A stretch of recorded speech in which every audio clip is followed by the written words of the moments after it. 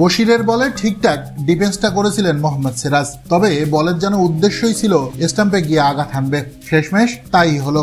ভারতের শেষ ভরসা সিরাজও আউট। হেরে গেল ভারত আর বুনো উল্লাসে মাতল ইংল্যান্ড। এভাবেও যে আউট হওয়া যায় সেটা কেউ কল্পনাও করতে পারেনি। তাই তো কোচ গম্ভীরের চোখে মুখে হতাশা, মানতে পারছেন না জাদেজাও। আর সিরাজ তো মাঠেই দিলেন কেঁদে। সান্ত্বনা দিতে এগিয়ে আসলেন জরুর, তবুও বসে রইলেন সিরাজ। ফলাফল ভারতকে 22 রানে হারিয়ে সিরিজের সমতায় ফিরল ইংল্যান্ড। উল্লেখ্য যে এই টেস্টের দ্বিতীয় ইনিংসে ভারতকে 193 রানের লক্ষ্য দিয়ে চতুর্থ দিনের শেষ বেলায় অল আউট হয়ে যায় ইংল্যান্ড। জবাব দিতে নেমে মাত্র 53 রানের মধ্যে 4 উইকেট হারিয়ে ফেলে ভারত। সেখান থেকে আর ঘুরে দাঁড়াতে পারেননি। তবে শেষ দিকে জাসপ্রীত বুমরাকে নিয়ে চেষ্টা চালিয়ে যান রবীন্দ্র জাদেজা। সবাই যখন ব্যর্থ তখন একাই দলের হাল ধরেন জাদেজা, তুলে নেন দুর্দান্ত 50ও। জাদেজার চেষ্টায় দারুণ সঙ্গ দেন বুমরাও, তবে দুর্ভাগ্যজনকভাবে আউট হয়ে যান বুমরা। তবুও যেন থেমে থাকেননি জাদেজা, চেষ্টা চালিয়ে যেতে থাকেন। শেষ ভরসা মোহাম্মদ সিরাজকে নিয়েও ভালোই সঙ্গ দিচ্ছিলেন সিরাজ, তবে ভাগ্যে লেখা ছিল অন্য কিছু। ইংল্যান্ড স্পিনার বশিরের বলে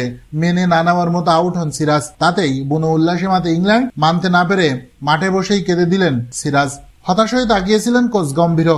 110 পাচ্ছেন এফোর্ট দিয়েও ব্যর্থ জাদেজা। তাই তো অন্যদের তুলনায় তার দুঃখটা একটু বেশি। তবে দিন শেষে ভাগ্যও তো সহায় হওয়া লাগবে। শেষমেশ ভারতকে 22 রানে হারিয়ে সিরিজের সমতায় ফিরল ইংল্যান্ড। নাটকীয় জয় যাকে বলে আর কি।